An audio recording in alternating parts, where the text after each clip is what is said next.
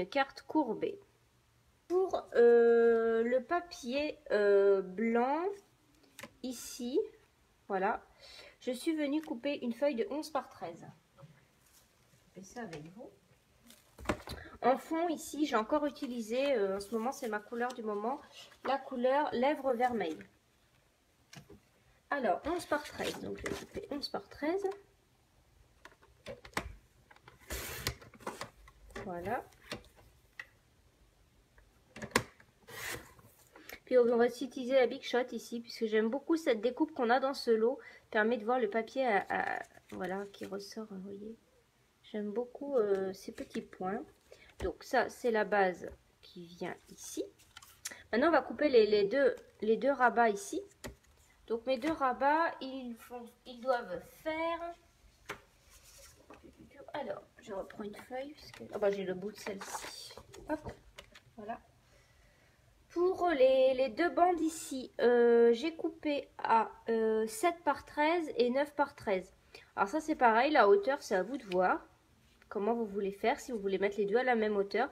Moi je trouvais ça bien d'en avoir un plus grand et un plus petit. Ce qui est important, c'est d'avoir 13 cm. C'est-à-dire que vous gardez cette largeur-là à chaque fois. Vous voyez, vous gardez la largeur de votre carte qui est à l'arrière. Donc je peux déjà commencer par couper à 13, vous voyez par exemple. Voilà, puis ensuite je viens couper mes bandes. Donc j'ai dit que j'en prenais une de 7 de haut, donc c'est la plus petite. « 7 de haut par et l'autre 9. Alors, je prends ce côté-là parce que j'ai un petit peu allumé. 7 et 9, voilà. Donc ça, c'est pareil, les tailles, c'est vous qui voyez, je vous dis. Il faut juste avoir... Voilà. Pour les deux petites cartes ici, on va venir faire un pli de 1 cm de chaque côté. Alors, 1 cm ici. Voilà, les deux côtés.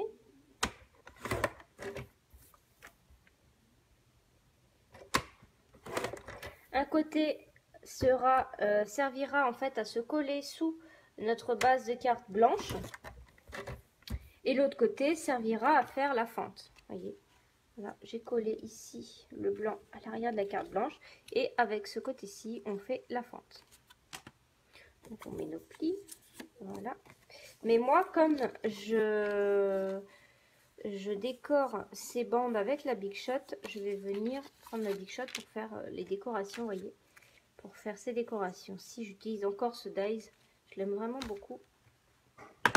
Alors, donc c'est celui-ci. Donc je l'avais utilisé pour la boîte à explosion, pour celles qui se rappellent. J'ai des petits trucs dedans. Voilà, donc je vais utiliser celui-ci. Et puis je vais utiliser... Oh non, là je vais pas les mettre, mais j'ai utilisé celui-ci. Là je vais pas le faire pour... voilà. J'ai utilisé celui-ci pour faire les petits trous que vous voyez là. Là, je pense que je vais pas le faire. Hop. Donc, je prends ma Big Shot. Alors, avec la mesure que moi, j'ai prise, c'est-à-dire 13, et puis avec les plis de 1 cm, ça tombe bien par rapport à mon dies, en fait. Mais après, pour vous, voilà, après, vous adaptez en fonction de vos dies, si vous avez ou quoi, voilà. Donc, celui-ci, si vous avez celui-ci, faites bien attention à mettre les petites fleurs vers le haut. Puisque tout à l'heure, quand j'ai fait un essai... j'avais mis les fleurs vers le bas. J'avais fait comme ça et du coup ça m'avait enlevé tout ça. Donc là on pense bien à se mettre comme ceci. Donc là moi ça tombe vraiment bien avec les mesures que je vous ai données. Voilà, et j'essaye de m'aligner à peu près en haut.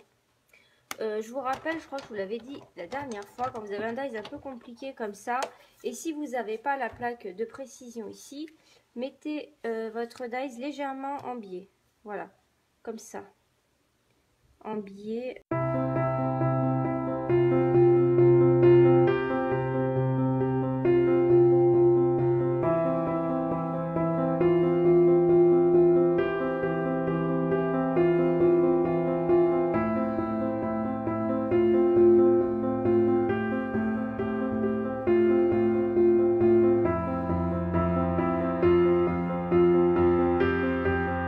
On vient juste retirer ici.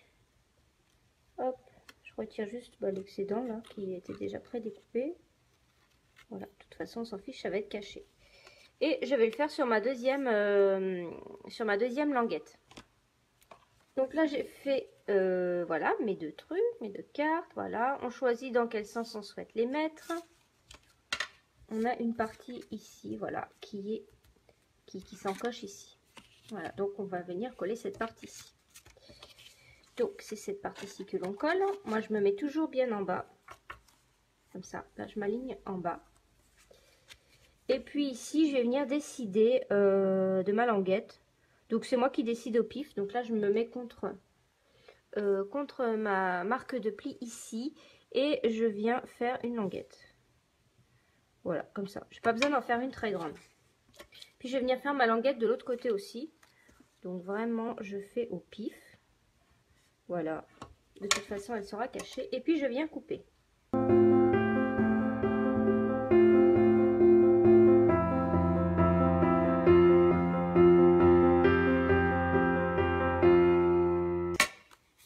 Donc maintenant on va venir, alors moi je vous conseille quand même de mettre la plus grande à l'arrière comme ça, et puis ensuite mettre celle-ci comme ceci.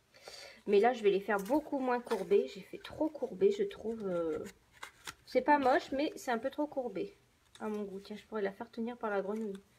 Bon, je repose juste ça comme ça. Ouais, j'ai fait un peu trop courbé, je trouve. Donc là, je vais rectifier. Alors, on vient mettre du ruban double face ici ou de la colle, comme vous voulez. Je me mets ici, bien en bas là. Voilà. Je prends mon plioir et je viens plier ici. Voilà. Donc, je crois que ma méthode, parce que bon, c'est pas moi qui ai inventé la carte, hein, j'ai reproduit une carte que j'ai vue sur une chaîne YouTube américaine. Il y a des façons un peu compliquées pour les... Enfin, je trouve un peu compliqué pour savoir où, comment mettre la languette, etc. Moi, j'ai une technique toute simple, vous allez voir. Donc, je m'aligne bien en bas ici. Alors, je plie ma languette comme ceci. Là. Et puis, alors, je vais courber comme je le souhaite. Donc là, j'ai envie de faire une légère courbe, pas comme tout à l'heure, là où j'ai trop courbé sur ma carte. Voilà. Et je maintiens ici et je viens faire un trait avec mon stylo. Comme ceci, le long de ma languette ici. Voilà. Donc, on va faire pareil avec l'autre côté. Je viens mettre ici du double face. Si vous avez un cutter, eh bien c'est simple, vous prenez une règle et puis vous coupez avec votre cutter ici. Ou alors, eh bien vous prenez votre massicot et vous vous mettez ici dans la ligne de coupe. Et vous regardez à peu près. Donc là, il y a une règle. Hein. Donc là, on voit que je suis à 5 et je coupe jusqu'à 9. Voilà, donc je mets de 5 à 9. Vaut mieux couper un petit peu plus que pas assez. Hein. Voilà, parce que la languette rentre. Ensuite, on vient gommer notre trace. Voilà.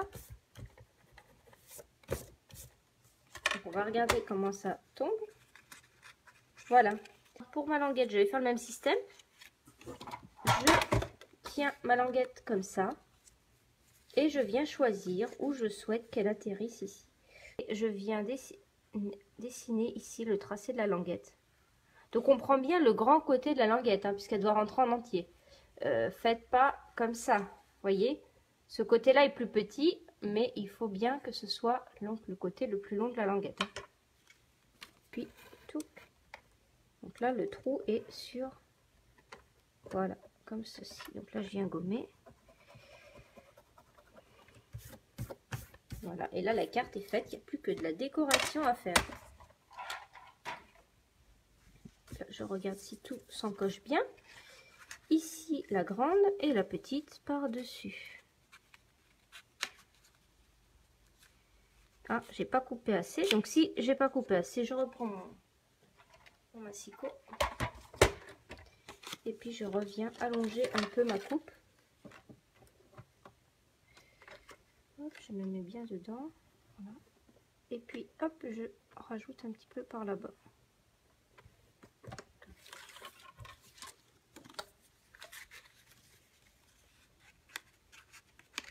Et voilà. Ah, il m'en manque encore un bout. Et bas. Alors là, je vais peut-être faire avec le ciseau. Juste un petit coup. Hop. Non, c'est vers le haut que ça.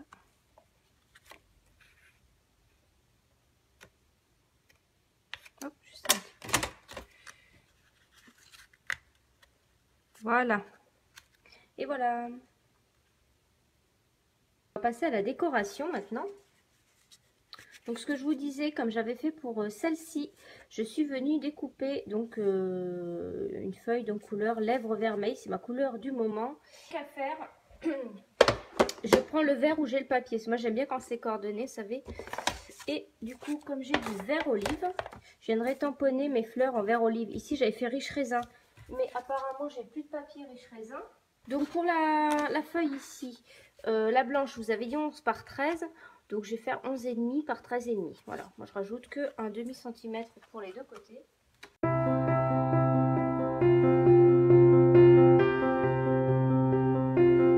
Donc là je colle mon dos de carte, mais on fait attention ici, on met pas trop de colle à l'arrière de la coupe ici, de notre fente pour insérer voilà le petit onglet. Je vais peut-être mettre un petit peu de colle quand même. Oh, j'ai oublié une languette ici. Hop.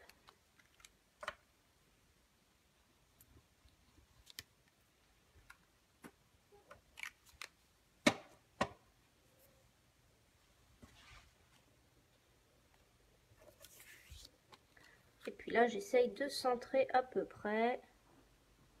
Voilà. Et donc maintenant, il va falloir venir mettre un sentiment. Donc là, je l'avais mis, je trouve, un petit peu trop sur la droite. Je vais essayer de venir le centrer plus. Donc je vais remettre ma carte en 3D, si je peux dire. Et je vais venir voir où je tamponne. Mettre un petit...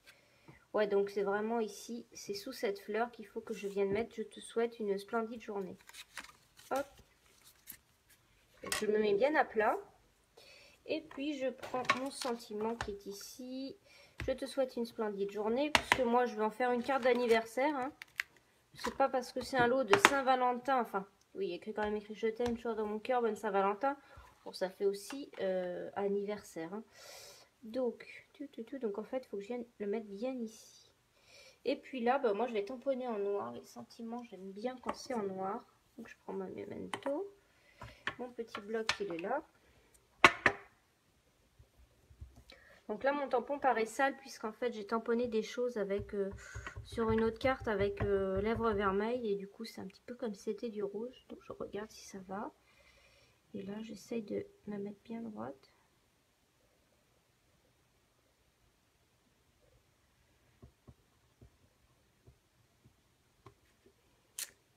Voilà. Puis là, maintenant, je vais venir mettre les petites fleurs à l'arrière. Donc là, pour ça, je vais quand même prendre mon Stamparatus. Puisque tout à l'heure, j'ai loupé une fleur et je voulais retamponner. Et puis voilà. J'ai un Stamparatus, autant l'utiliser. Parce que là... Donc je vais le mettre comme ceci.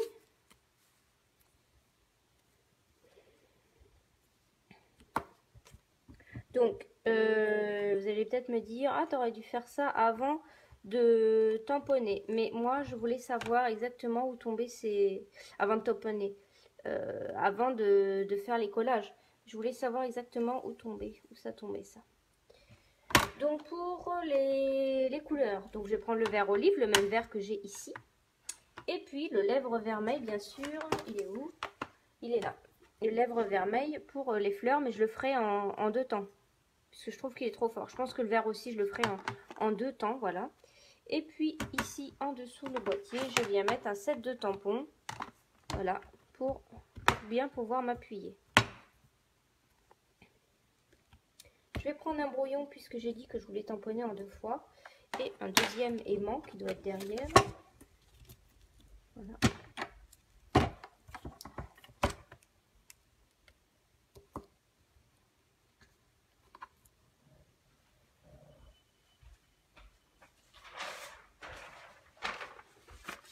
Là, ici, je prends un brouillon, une rangée de fleurs comme ceci. Que vous avez ici. Voilà, c'est ça que j'ai utilisé ici. Elles sont un petit peu comme si c'était fait à l'aquarelle. Et on a la rangée pour l'herbe qui vient se mettre exactement aux mêmes endroits des fleurs, vous voyez. Voilà, je suis tombée pile poil, voilà. Voilà. Donc ça c'est super, j'aime bien quand on a des sets de tampons comme ça. Donc là je viens voir où j'aimerais. En fait, j'essaye que ça tombe bien avec... Vous voyez, en fait, là, quand je vais reposer mon papier, on voit que les fleurs se remplissent avec les tampons. Donc là, je suis bien. Donc, je viens prendre mon set de tampons. Mon tampon, tout court. Hop. Ici. Je viens mettre ça pour enlever la première couche d'encre. Et je prends le lèvre vermeil. Donc, c'est les nouveaux tampons, là, qui s'ouvrent trop facilement. Il y a juste à faire ça et on pousse. Et je viens tamponner. Voilà. Donc là, hop, je dépose à peine. Bon, ça n'a pas rien pris quand même. La masse, hop. J'appuie quand même un peu. Voilà. Et là, je viens tamponner.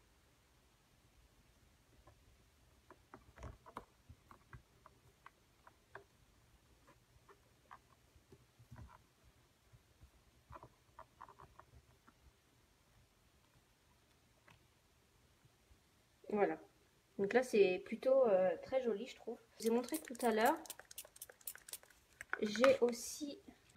J'ai une petite chiffon microfibre comme ça. Et puis, j'en ai vaporisé là. Et puis, je nettoie comme ça.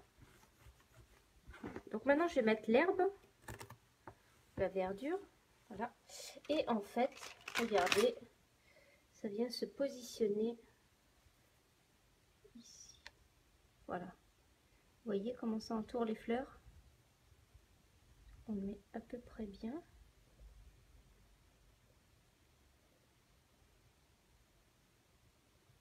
Voilà, je pense que je suis bien. Donc là, ça entoure nos fleurs. Et je viens le prendre. Comme ceci. Je viens mettre ça pour récupérer l'excès d'encre parce que je le veux un petit peu plus clair. Donc mon verre olive. Ici. Donc ça, c'est l'ancienne ouverture. Je tamponne ici.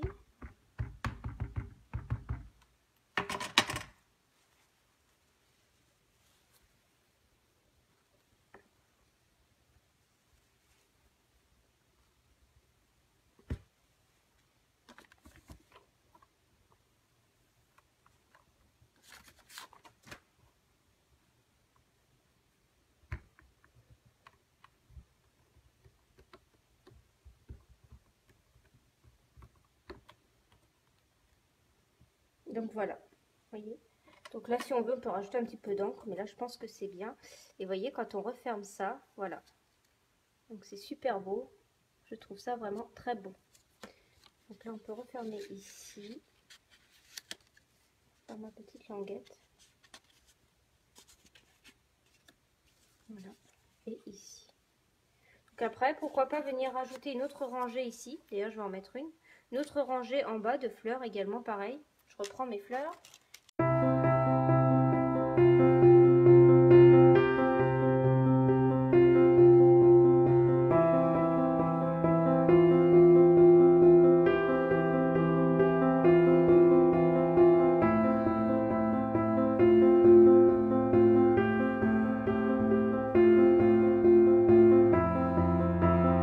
Alors, vous pouvez aussi venir courber à l'aide de votre... doucement, hein, le papier comme ça ici à l'aide de votre plioir. Voilà. Et puis maintenant, on referme. Donc, on met ici dans la fente. Donc, je vous montre les fleurs, ce que ça fait. Vous voyez, c'est plutôt sympa, je trouve. Donc, je remets ici dans la fente.